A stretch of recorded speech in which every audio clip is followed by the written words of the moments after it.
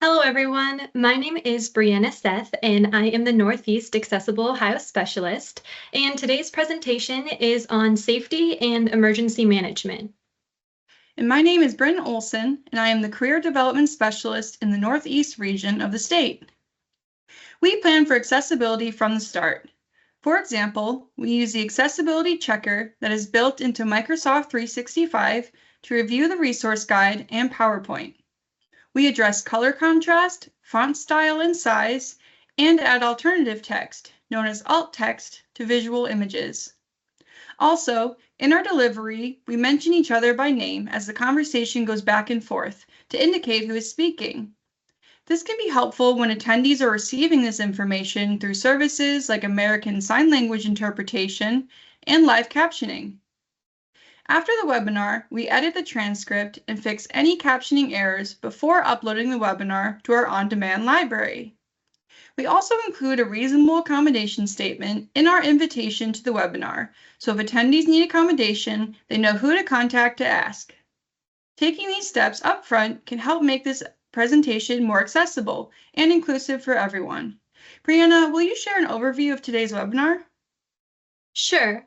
So this webinar will focus on ways to ensure safety and emergency plans are accessible, so everyone, including employees, visitors, and guests, have what they need during these situations. We will start by reviewing best practices to help prepare for safety and emergency situations.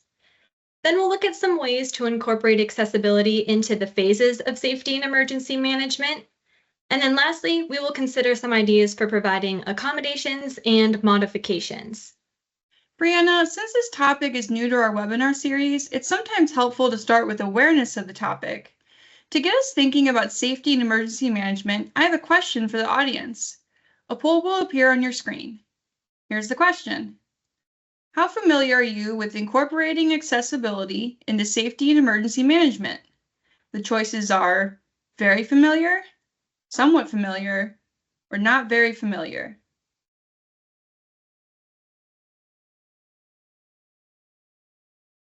It looks like we have some responses coming in here.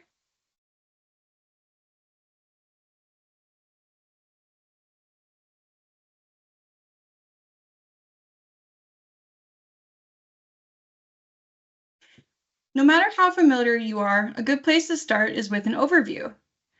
Safety and emergency management includes things like extreme weather and natural disasters, and it's important to consider the needs of individuals with disabilities during these situations. This can help ensure employee, visitor, and guest safety. I agree, Brynne. So there are various aspects of safety and emergency management, like communicating the procedures for navigating an emergency situation, notifying people of an emergency, and then in some cases, evacuating a space. I do want to note that for this webinar, safety is addressed as it relates to emergencies. So for an example, ensuring safety during a fire, not safety as it relates to injury prevention. When considering how to manage emergencies, it's important to consider everyone, including individuals with disabilities, the aging population, and families and children during these situations. We will focus on the needs of individuals with disabilities during this webinar, but many of the best practices we share can really benefit everyone. Brianna, when we think of providing equal access to individuals with disabilities, the Americans with Disabilities Act, the ADA, comes to mind. Can you give us an overview? Sure. The ADA is a civil rights law that makes it unlawful to discriminate against individuals with disabilities in all aspects of public life. And there are 5 titles. So Title I of the ADA prohibits discrimination based on disability in all aspects of employment. Title II prohibits discrimination based on disability in programs, services, and activities offered to the public by state and local governments. Title III prohibits discrimination based on disability in commercial facilities and places of public accommodation, so places like grocery stores, restaurants, and gyms. Title IV of the ADA addresses access to telecommunications and television, and Title V contains miscellaneous provisions. The focus of this webinar is on the first three titles. Does the ADA apply to safety and emergency management, Brianna? Yes, it does. So while the ADA covers aspects of emergency management uniquely, depending on an entity's responsibilities, it's important to remember to include individuals with disabilities in all aspects. We always recommend referring to the guidance provided by the Equal Employment Opportunity Commission, or EEOC, and the U.S. Department of Justice to determine your unique responsibilities. Let me share some examples of how ADA requirements can be applied to safety and emergency planning. So Title I requires covered employers to provide reasonable accommodations when needed for employees with disabilities. So an example could be an employer who provides an employee who is hard of hearing an alerting device that vibrates when an emergency alarm is sounding. For Titles II and III, one of the responsibilities of covered entities is to communicate effectively with individuals with disabilities. So maybe this could include posting large print emergency instructions in common spaces like waiting areas for visitors with low vision. Those are helpful examples. Brianna, how can organizations be sure to address accessibility in all aspects of emergency management? Well, Brynne, it can be helpful to break this into categories. The U.S. Department of Justice organizes emergency management into three main phases: prepare for, respond to, and recover from. So let's start with prepare. This includes preparing for an emergency situation before it occurs. So one aspect can be preparing to communicate effectively during an emergency situation. So this could look like a museum who installs fire alarms that have an audible and visual alarm to prepare to effectively notify visitors, guests, and employees. Next is respond, which includes responding to the emergency event, like a tornado, when it occurs. So this phase can include steps for evacuating. Let's say a stadium provides a sound alarm with instruction, displays visual information on the Jumbotron and monitors throughout the interior of the stadium, and has designated staff members trained to assist individuals who may need assistance during extreme weather conditions to navigate to safety areas. Lastly is recover, which involves recovering from the emergency. Reviewing policies, procedures, and equipment used during the emergency can fall under recover. An example can be an employer who ensures equipment and materials used during emergency situations are restocked and maintained. Thank you, Brianna. It's helpful for employers and businesses to know they can break emergency management into prepare, respond, and recover to ensure they consider all aspects. The Department of Justice and Job Accommodation Network provides best practices for planning for emergencies while considering visitors, guests, and employees. We will be referencing these resources throughout the webinar. The links can be found in today's resource guide. Brianna, how can entities plan to prepare for emergencies? Well, to prepare for emergencies, a great place to start is to develop a plan. Next, it can be helpful to review the accessibility of the environment and consider modifications and accommodations that employees, visitors, and guests with disabilities may need to navigate the emergency situation. Let's start with developing a plan, which can really be helpful to streamline the process to prepare for, respond to, and recover from an emergency. And it can also save lives. Under Title I of the ADA, which is the employment title, employers are not required to develop emergency evacuation plans. However, if they do, they are required to include the needs of individuals with disabilities in these plans. Under Titles II and III of the ADA, state and local government and emergency response organizations and shelters are required to provide equal access to emergency programs, services, activities, and facilities for individuals with disabilities. This can include ensuring equal access to emergency plans that are in place. The ADA prohibits discrimination against people with disabilities, which can include emergency management. But regardless of responsibilities, it's a best practice to plan for emergencies and consider the needs of individuals with disabilities within these plans. When you are creating the plans, it's beneficial to consider all phases of emergency, obtain input from individuals with disabilities, communicate the plan to individuals such as employees, visitors, and guests, and then plan to practice the plan on a routine basis. We will talk a little bit more about these later in the training. It seems like developing a plan can set a standard for emergency management that can be assessed and updated on an ongoing basis. So we know developing a plan is helpful to prepare for an emergency. Brianna, what about reviewing the accessibility of the environment? Yeah, so there are some key components of the environment to address. So first, consider the notifications that are used to alert individuals of the emergency and the need to take action. It's also helpful to review the accessibility of the evacuation routes that are used during an emergency. The ADA offers tools with guidance and best practices for creating accessible environments, including notifications and evacuation routes. The 2010 ADA Standards for Accessible Design, known as the Standards, is one of these tools.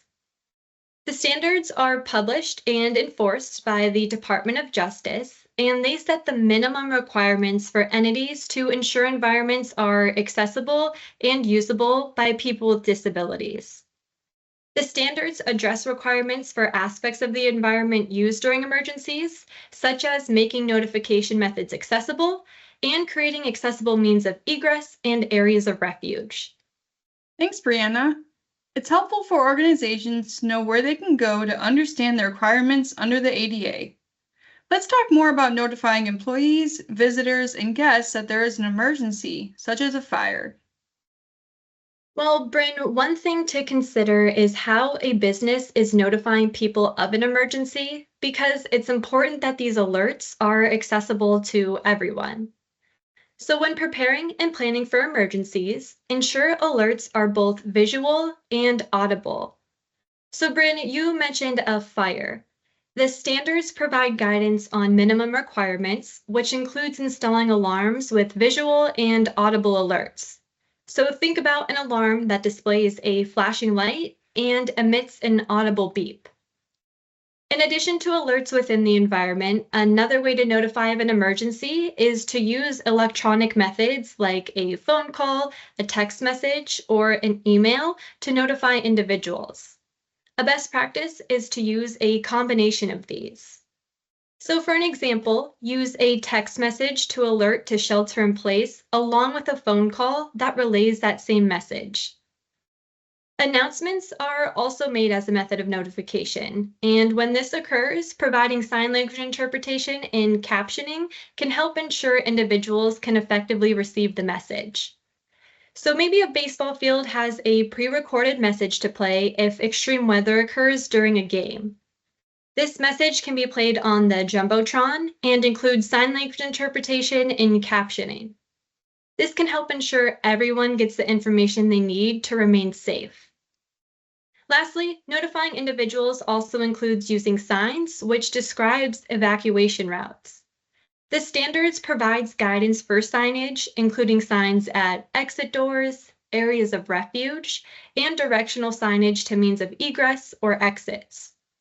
Ensuring that these signs are in place is another step towards making emergency evacuation plans accessible. Right, Brianna. Employees, visitors, and guests evacuating a space during a fire can use these signs as reminders of the evacuation route. Speaking of evacuating, can you talk a little bit about how to plan for evacuation? Yeah, of course. So it is helpful to make a plan for evacuation during an emergency and include individuals with disabilities in that plan.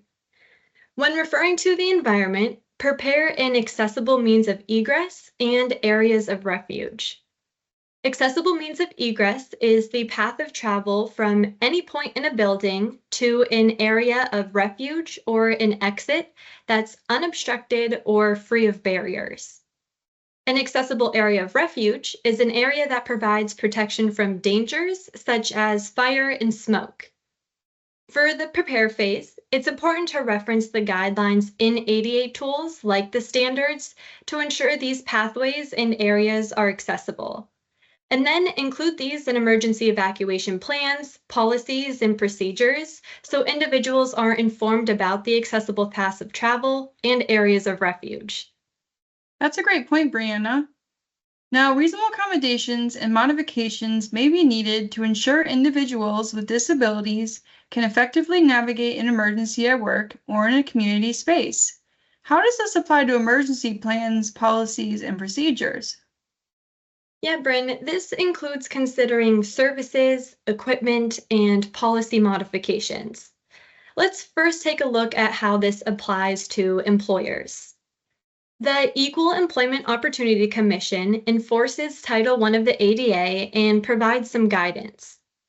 Employers covered under Title I are required to provide reasonable accommodations when needed to candidates and employees with disabilities. According to the EEOC guidance, employers can ask whether accommodations are needed in these three situations. The first is after making a job offer and before employment begins. During this instance, employers may ask all candidates if they will need an accommodation during an emergency. The next situation is periodically throughout employment, like during onboarding or yearly staff trainings. During these times, employers may ask all employees if they need an accommodation during an emergency. Lastly, when a candidate or employee has a visible or apparent disability, and it's reasonable to believe they may need an accommodation to navigate an emergency situation, the employer may ask. However, it is important to not assume everyone with an apparent disability needs an accommodation. An example of a reasonable accommodation could be an employee who is blind requesting emergency evacuation plans in Braille, or an employee who is deaf requesting a workstation that's located in the view of a visible alert. There are also responsibilities for state and local government entities and places of public accommodation. These entities covered under Titles II and III of the ADA must provide reasonable modifications to policies, practices, and procedures, and provide effective communication. Effective communication can include providing emergency evacuation plans in alternative formats, such as large print, auditorily, and in Braille. Thanks, Brianna. The Department of Justice and the EEOC provide additional information for employers, businesses, and government entities about their responsibilities to provide reasonable accommodations and/or modifications. Do you have an idea to share about how entities can ask employees, visitors, and guests if they require a reasonable accommodation and/or modification? Yes, I do. One way is by including a statement on how to request an accommodation or modification in documents, trainings, and communications that are focused on emergency evacuation. This can help employers and businesses become aware of employee, visitor, and guests' needs. The statement can include contact information for requesting an accommodation or modification, and then be supported with information about the emergency policies, plans, and equipment that's already in place.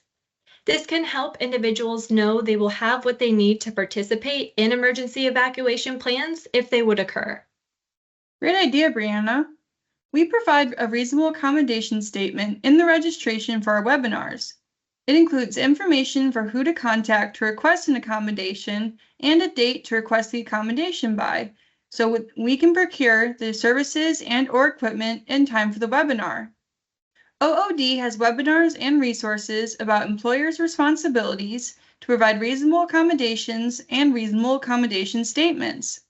We also have an on-demand webinar in the OOD webinar library that describes ADA tools and provides ideas for using them.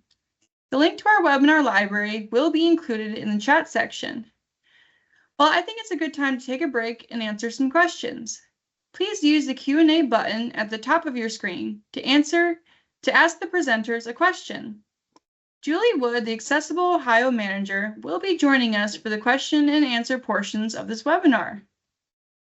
Thank you, Brynne, and hello, everyone. We do have some pre-submitted questions, and then we have received so far one question from today's attendees. So, Brianna, I will get these started. If there's anything you'd like to add, let me know. So, our first pre-submitted question was asking about evacuating events at venues that have thousands of attendees. And so, each organization is going to be unique as far as, you know, if you have multiple levels, how many attendees, how many employees you have. So I think it's always good to just plan for what your environment is and assess what barriers you may have. So if it's many customers or visitors or just a few, still thinking through how would you handle if there was an emergency and you have to evacuate or shelter in place, and identify those barriers and ways that you can remove those and provide accommodations.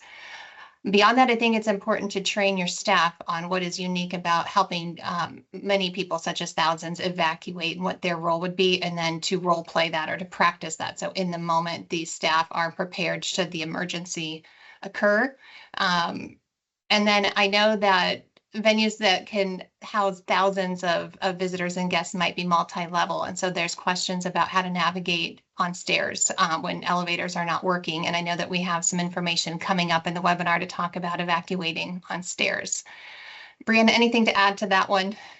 Yeah, one idea I have that I saw in some research, and we will talk about it a little bit later, is that at some of these events with thousands of attendees, there may be times that everyone comes together at once during opening remarks. So this could be a time to kind of give some information about the emergency procedures that may be in place. Great idea. And then that makes me think too, your signage in your facility that is along your evacuation route, so that and having that available in more than one format. So written and tactile, maybe auditory announcements that go on during the moment as well. So the next question is, what are strategies to accommodate a blind employee in the event of an emergency that impacts transportation for a period of time to and from work? Maybe mass transit or paratransit is not available to the general public. So for this one, this is getting into the employment arena, which is Title I of the Americans with Disabilities Act. And so we know that generally the commute to and from work is not something that the employer is responsible for unless they provide that service for all employees. But some things that employers could consider in this situation is telework an option during this period of time when transportation may not be available because of an emergency? Is a flexible schedule an effective accommodation to permit somebody to work a little bit later than normal and stay a little later so they can utilize public transportation that is available, even if that's not the normal mode of transportation? So always a case-by-case decision, but I would consider what flexibilities you have to accommodate that commute to support the employee during that period of time that transportation is not what it is normally because of the emergency.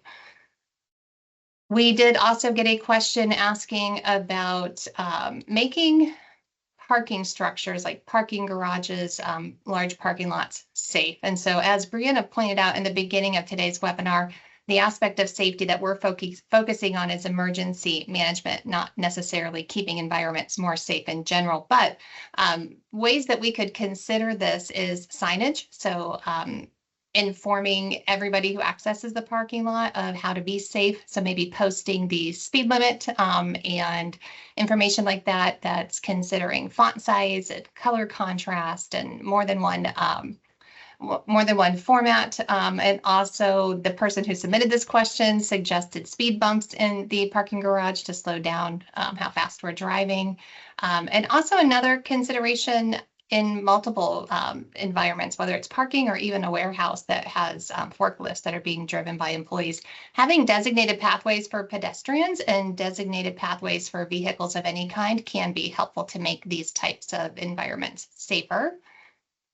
And then we do have a couple of questions that have come in live from today's audience, so thank you. The first one is asking, aren't there 4 phases of emergency management? And suggested mitigation, preparedness, response, and recovery. So for today's training, what we did is utilize the U.S. Department of Justice and the way that they organize emergency management into phases for prepare, respond, and recover.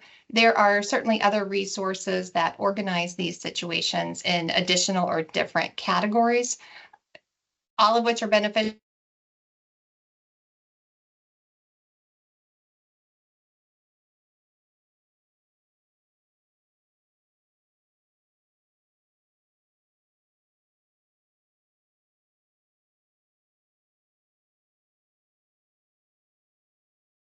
Hopefully I'm back. I just had a technical blip.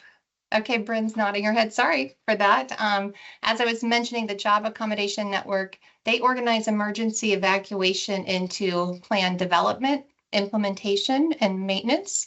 FEMA, which is the Federal Emergency Management Agency, organizes this topic into 5 steps: prevention, protection, mitigation, response, and recovery. So there's multiple resources to help support what your organization's unique needs are. So hopefully this information plus those are helpful for you.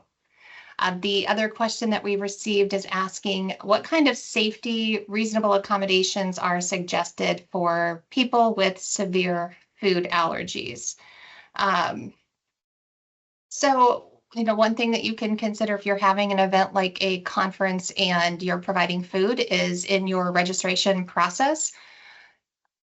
Usually if food is involved, you ask people their preference or you tell them what the food is going to be. You could have an opportunity there to make selections for certain dietary needs or have your reasonable accommodation statement there so that people who would like to request an accommodation could contact you and then talk with you about how to provide what they need or how to maybe consider eliminating something in the environment that might trigger an allergy.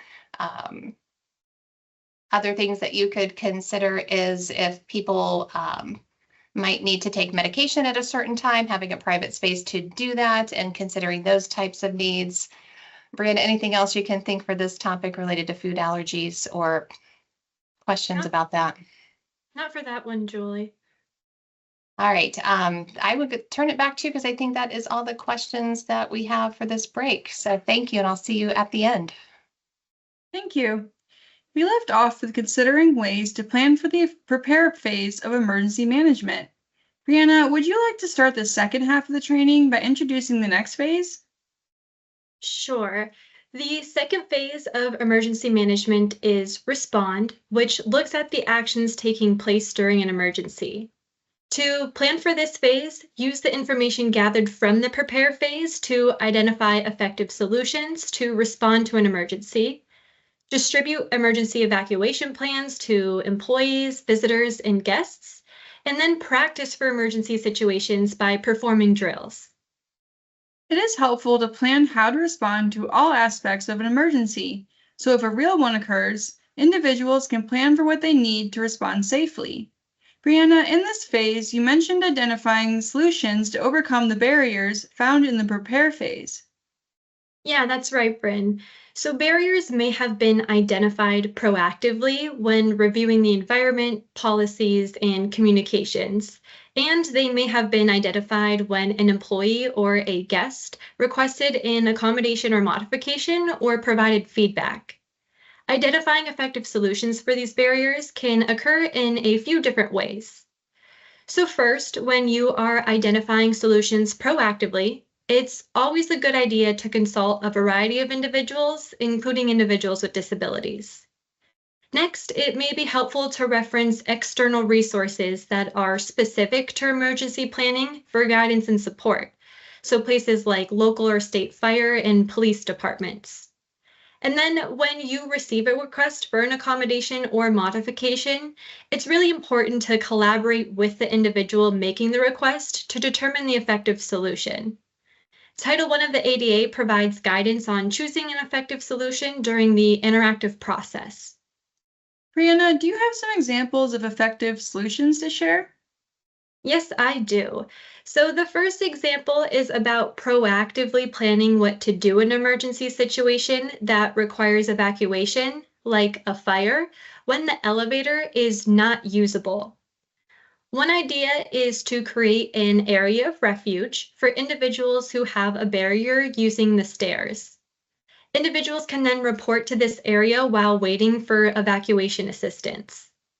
As mentioned earlier, the 2010 ADA standards, as well as the International Building Code, provide guidance for areas of refuge. Another idea is to provide an evacuation chair that can be used during a fire to transport people using the steps. We will talk more about this later in the webinar. My second example is about a business that modified its emergency alert methods after a modification request. Previously, automated texts were pushed out to notify employees of severe weather, and to make this notification more accessible, the business now sends notifications by both text and a phone call. The notification uses an audible ringtone and vibrating notification, as well as auditory and written information. This can help ensure all individuals are notified of the severe weather and what actions are to be taken next. I like this example, Brianna. The multiple ways of notifying employees to the emergency can be helpful for everyone. I have also seen people turn on the option for their flashlight to flash when they receive notifications. Our smart devices have built-in accessibility features that we may not be aware of. Accessible Ohio has a resource that shares information about these features. Now let's talk about the next item to plan for in the respond phase. It is helpful to distribute policies, plans, and/or procedures to help employees, visitors, and guests plan for what actions to take during an emergency. Before we discuss this, I have a poll question to ask our audience. A poll will appear on the screen. Here's the question. How do you like to receive information? Visually, reading and absorbing the information at your own pace. Auditory, listening to a narrated presentation. Movement, physical engagement and experience, or a combination of the above.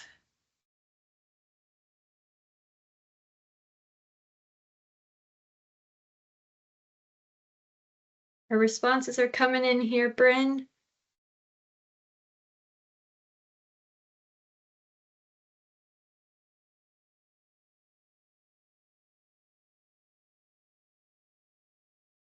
Looks like a number of attendees like a combination.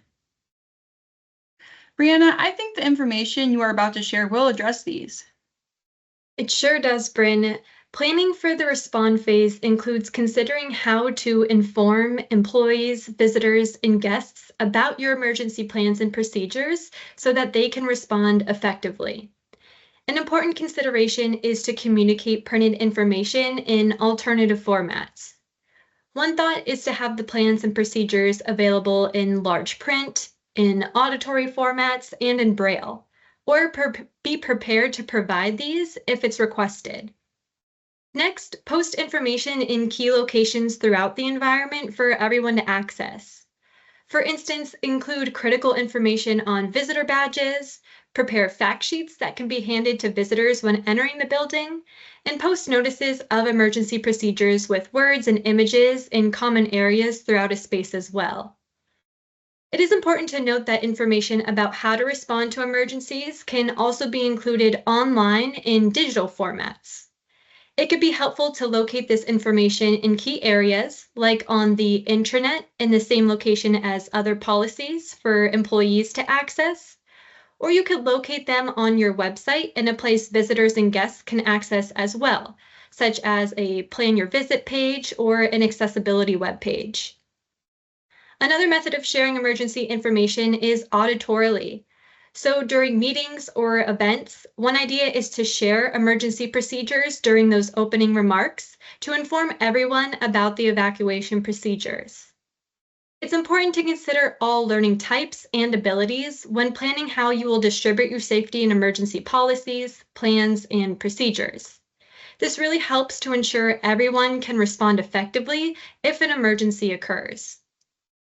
Brianna, a best practice we often share with employers is to train new and existing staff about their policies on a regular basis. This includes emergency management.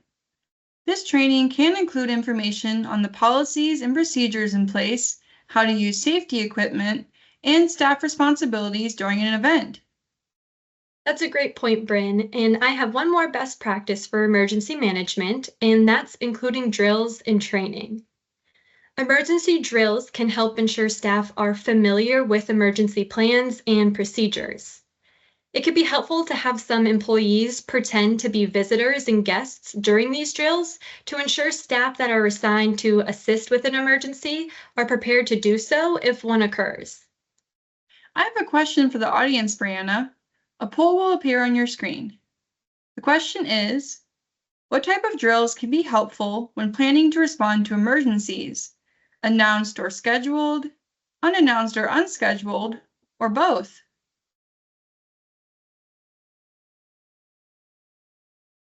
Looks like a lot of people are picking both, but the answers are still coming in here.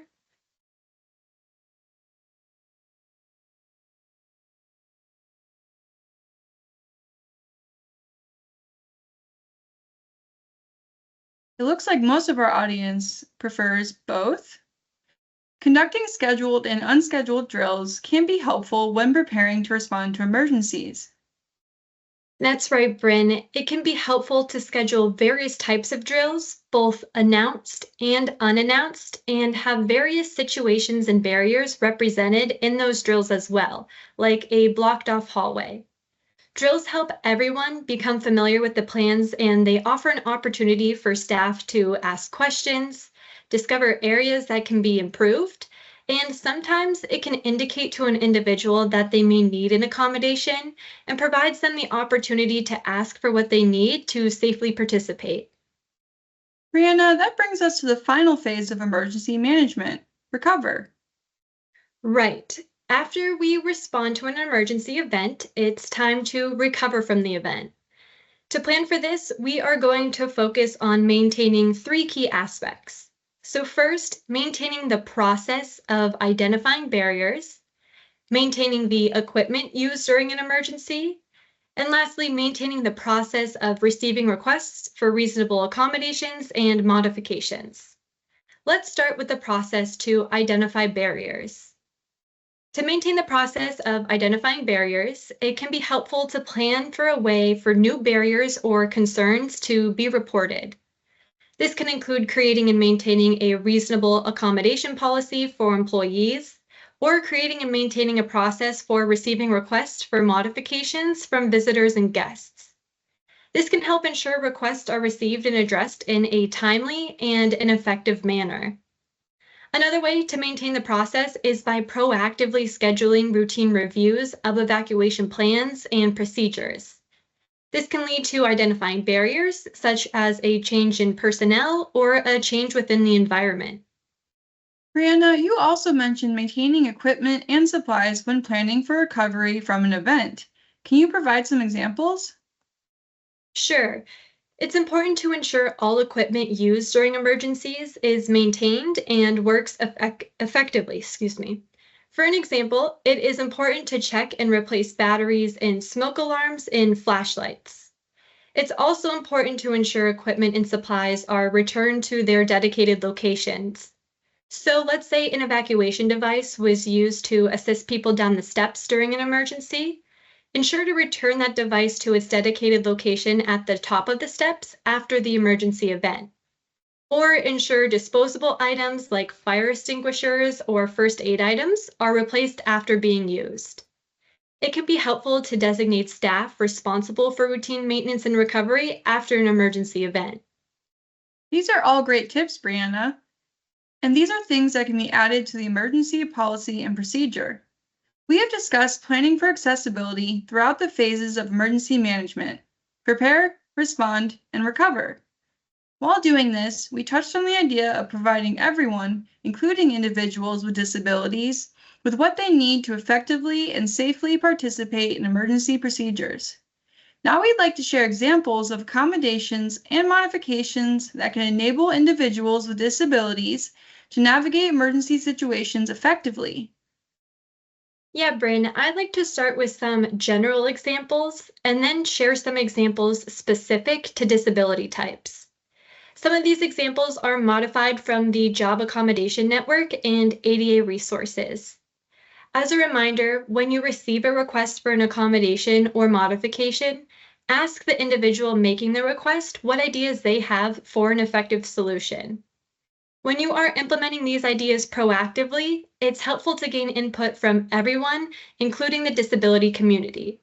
Remember, these ideas for services and equipment are often helpful for everyone. Let's start with an example of an accommodation that can be helpful for everyone in an office space, and that's a buddy system. A buddy system can help individuals within a space to work together during emergency response and evacuation. A buddy system involves employees working together to assist one another during an emergency. For example, an employee can volunteer to be a buddy during an emergency evacuation event. This employee is trained to alert a colleague during an emergency and offer assistance if a response is needed, like an evacuation. The buddy system can also be applied to visitors and guests, as mentioned earlier. An employee who has a visitor can be their buddy during the situation. The U.S. Department of Labor indicates having multiple individuals as part of the buddy system is helpful in case someone isn't present. So we do not know when an emergency is going to occur, and there may be times a dedicated buddy is on vacation or maybe out of the office. Having multiple buddies or a team of individuals within the office designated to assist coworkers and guests can be helpful. It's important to train these staff members on how to assist individuals with disabilities when needed during an emergency. That's a great idea, Brianna. Everyone can be accounted for and help one another when there is a buddy system in place. Now let's focus on some ideas specific to various types of disabilities. We will start with physical disabilities. Some employees, visitors, and guests may have a disability that impacts walking, climbing, bending, breathing, and more. What is an example of equipment that may be helpful for individuals with physical disabilities during an emergency? Brynne, one idea is an evacuation device. This can assist with transporting individuals with mobility limitations down steps. So this can include individuals who use a walker, a wheelchair, or scooter, and it can also be helpful for an older adult who has difficulty navigating steps. These devices can be helpful in an emergency where elevator use is prohibited. You may want to consider procuring an evacuation device prior to receiving an accommodation request. An employee, visitor, or guest may need assistance down steps in an emergency, and having this device can help prepare for these instances. It's important to ensure that this device is inspected to maintain working order and that responsible staff are trained in how to use the device as well. That's a great example, Brianna. I like how you mentioned visitors and guests may benefit from this device as well. I was thinking it can even be helpful for someone who has recently had surgery that affected their mobility. They may not have needed assistance for evacuation prior to the surgery, but now that they have a cast, they are unable to navigate steps. The evacuation device will be helpful in that instance as well. Now let's move on to disabilities that impact hearing and vision. What do you have to share? Brynne, alerting devices are something that we have touched on throughout the webinar, but let's consider them a little bit further. Sometimes there may be a barrier in notifying or alerting an individual with a sensory disability of an emergency. Alerting devices that vibrate can be helpful in many cases to notify an individual to act. Another idea is to provide tactile and audio signage for evacuation plans and routes. So for an example, including audio components with signage along an evacuation path can be helpful for individuals who are blind or have low vision, individuals with various learning styles, and in environments where smoke is making it difficult to see. Brianna, that is another great example of how incorporating accessibility into emergency planning from the start can be helpful for everyone if an emergency occurs. Let's take a look at ideas for accommodations for emergency management for an individual with an intellectual disability. Sounds good. For this idea, let's focus on a best practice we touched on earlier, which is being prepared to provide emergency plans and procedures in various formats. Sometimes it is helpful to repeat what has been said in another way when communicating with individuals with disabilities which impact cognition. Sometimes this can mean using pictures along with written materials to communicate information. So maybe the emergency instructions can include photos with written descriptions of the actions that will take place along the evacuation route. It can also be helpful to have an augmentative and alternative communication board, known as an AAC board, prepared in case of an emergency. An individual can use an AAC board to communicate by using pictures, descriptions, and symbols rather than verbal communication.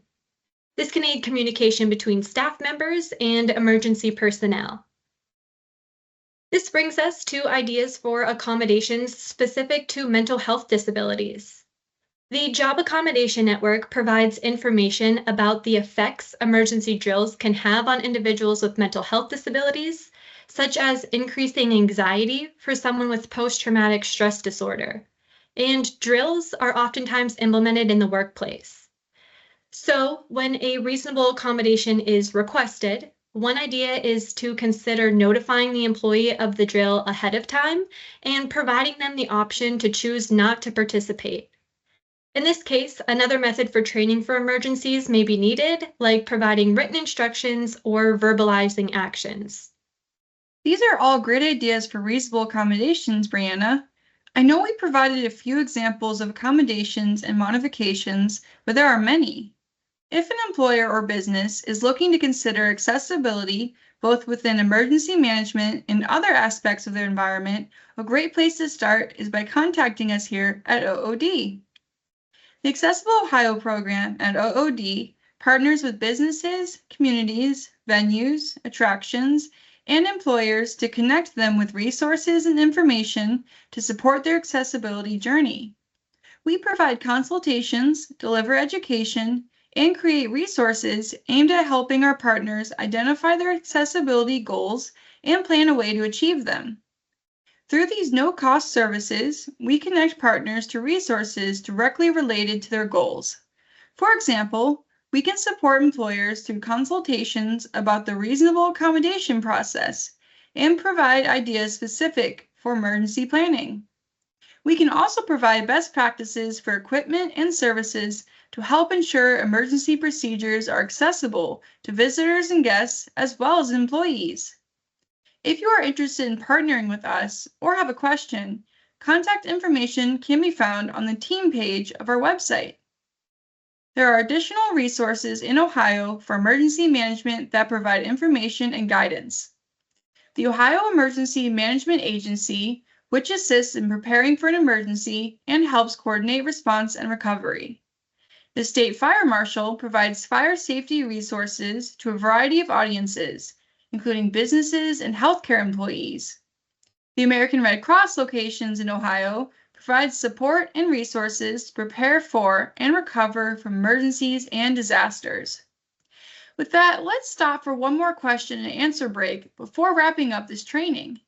Please use the Q&A button at the top of your screen to ask the presenters a question. Julie Wood, the Accessible Ohio Manager, is joining us once again to answer some questions. Thank you again, Brynne, and hello, everybody. We just received one question from the audience, and we have a few pre-submitted questions to go through and plenty of time, so keep the questions coming.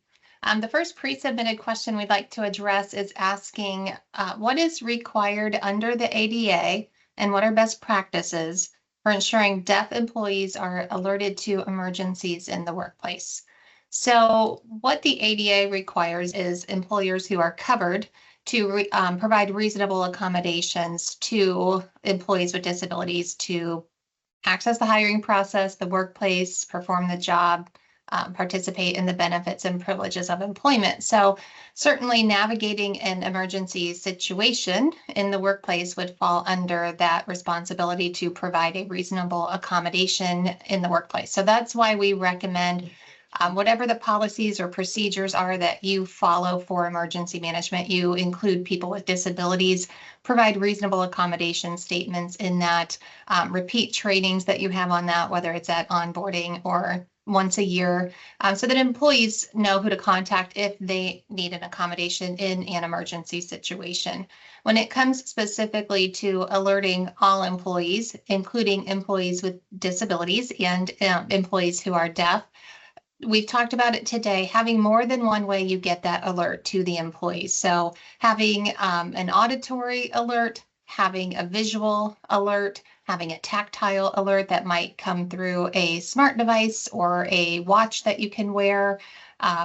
Some types of emergencies might come through text messages and emails. So just thinking about the kinds of emergencies that there are that could happen and the multiple ways that you can alert your employees to that, and then engaging in that interactive process to talk with employees with disabilities that have specific needs and need to identify solutions that are effective for them. Yeah, Julie, I think something to go off of that one is really it comes down to those drills as well. So if you are practicing and planning for drills, you can determine if that solution is effective for that employee within notifying. So that's just the best practice that I thought I'd share for that question. Thank you. I appreciate that. The next pre-submitted question is, how do you provide safety management when a person may have a limitation with communication or has a physical disability? So we can approach this in two ways and be proactive to make the environment accessible, and also to remember to use that reasonable accommodation statement in key areas so people can reach out to you to let you know if they are anticipating a barrier when they navigate an emergency situation.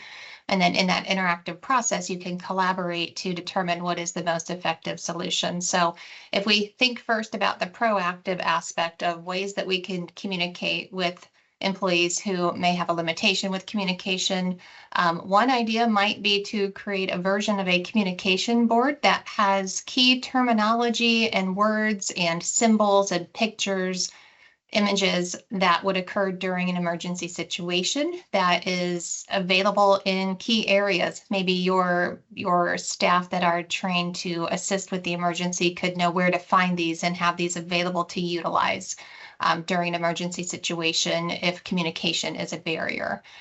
Remembering to have written information as well as signage that helps people to navigate these situations in a time of an emergency, but also engaging with that person in that interactive dialogue to make sure we are identifying what is most effective for them.